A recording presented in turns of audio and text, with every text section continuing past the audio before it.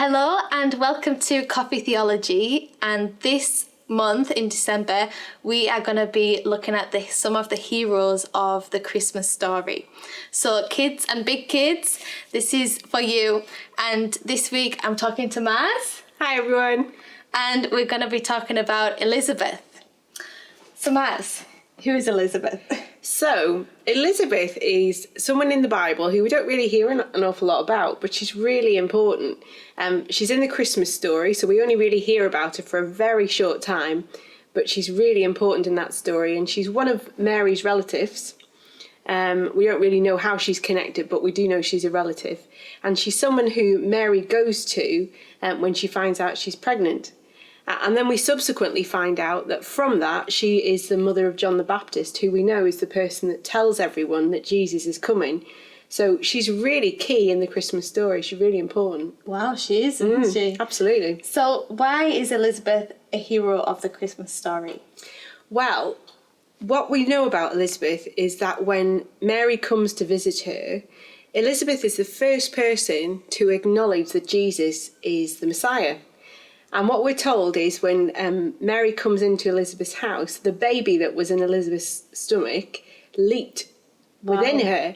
And Elizabeth says to Mary that she's really honoured that she gets to see and be with the mother of the Lord. So she's saying that this baby that Mary's carrying is the Lord. And Elizabeth just has this amazing faith that whatever God says and whatever God tells her, it's just, that's what it is. It's true. And she believes it straight away. She doesn't seem to have any doubt about anything, and she just gets on with it. And the other really important part about Elizabeth is that she's a refuge for Mary, because we sometimes forget that Mary in those days was unmarried and she was pregnant, and that was really not good in those times. Scary. And it was scary, but she was also at risk. People could really have hurt her. She could have been really damaged, and the baby could have been really hurt as well. So we know that she went to visit Elizabeth, and Elizabeth kept her safe. And again, there was no questions, there was no shame, there was no kind of, saying you can't come and stay with us because you'll bring shame in our family.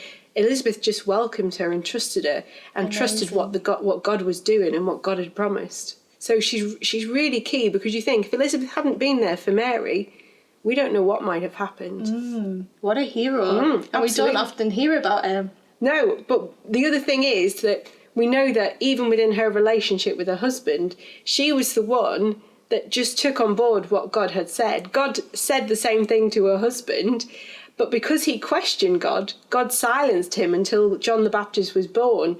Whereas Elizabeth, she's just like, yeah, God, if you've said it, that's what's going to happen, and I'm going to go with it. And boy, I wish I did that sometimes. Wow, that's amazing. Yeah, it really is. Amazing faith. And so what could we learn from Elizabeth? Well, I think that's one of the big things that I've learned from her, really, is this kind of just acceptance of what God says, even though it doesn't make any logical sense. So Elizabeth we're told, in her 60s. She'd passed the age where she could bear children naturally. But yet God said, I'm going to give you a child. And she believed it, and she got on with it. And the other thing is, we also know that she was told that this child was going to prepare the way for Jesus. And there's a temptation there, isn't there? When we get a blessing, but we see someone else who has what we can conceive to be a bigger blessing. So like Mary, we knew was going to be carrying the Son of God, and Elizabeth knew that. And it could have been very easy for her to be jealous of that and think, well, why is she getting that and I'm only getting this?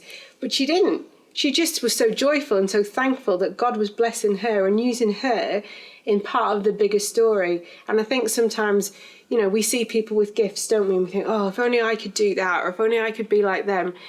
And it's just a real reminder, isn't it, that God knows, God's timing is perfect, God's plan is perfect, and his gifting is perfect. And even though it makes no logical sense to us what he's doing, his way is the way.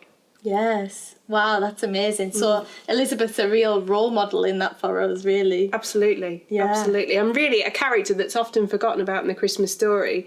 But really she was really quite key, especially for Mary, because I can imagine that Mary and her would have had some really deep conversations about the fears that they were experiencing, what the future was going to look like, what God had asked them to do. You can just imagine them sitting around, can't you, with a hot drink thinking, oh my goodness, what's going on? and thinking, but it's lovely to think that they had each other in that, and God had gifted them to each other to share that journey. So really key character in the story. So special. Amazing. Thank you very much, Maz, for telling us all about Elizabeth. And if you have any other questions about this conversation or anything to do with the Christian faith or the Christmas story, feel free to email us at pastoral@kingscc.org.